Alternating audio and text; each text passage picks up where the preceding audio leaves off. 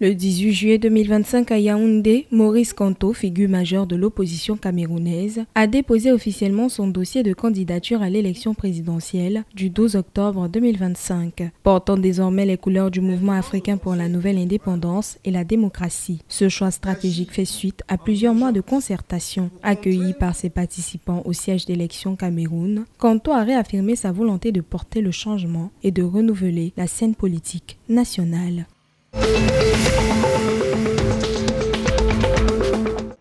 À Kinshasa, en République démocratique du Congo, le 18 juillet 2025, le ministre d'État Guy Luando a présenté les progrès clés dans l'aménagement du territoire national. Selon le ministre, la mise en place de la nouvelle loi ainsi que de plusieurs outils techniques et juridiques innovants vise à structurer durablement l'espace national pour un développement équitable et résilient. La justice spatiale, la gouvernance participative et l'adaptation aux réalités locales restent également au cœur des priorités du gouvernement congolais.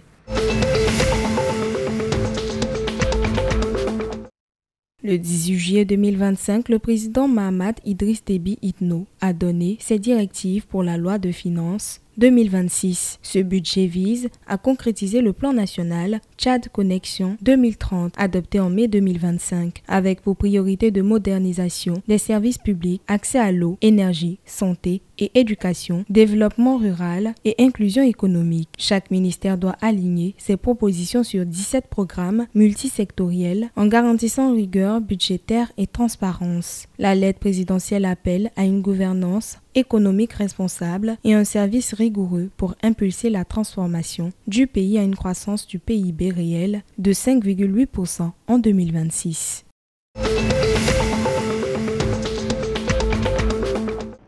Le gouvernement centrafricain a nommé 2 représentants des anciens groupes armés UPC, Unité pour la paix en Centrafrique, et 3R, Retour, Réclamation et Réhabilitation, en qualité de ministre conseiller au ministère de l'Élevage et du Commerce, le 18 juillet 2025 à Bangui. Cette décision s'inscrit dans la mise en œuvre de l'accord de paix signé à N'Djamena le 19 avril 2025. Elle marque une avancée concrète dans le processus de désarmement, démobilisation et réinsertion. La dissolution officielle des 2 groupes armés a eu lieu le 10 juillet à Bangui. Les opérations sont soutenues par la MINUSCA et le Tchad, principal médiateur de l'accord. Des désarmements sont en cours, notamment à Maloum, dans le Ouaka. L'intégration politique vise à favoriser la réconciliation et la stabilité nationale.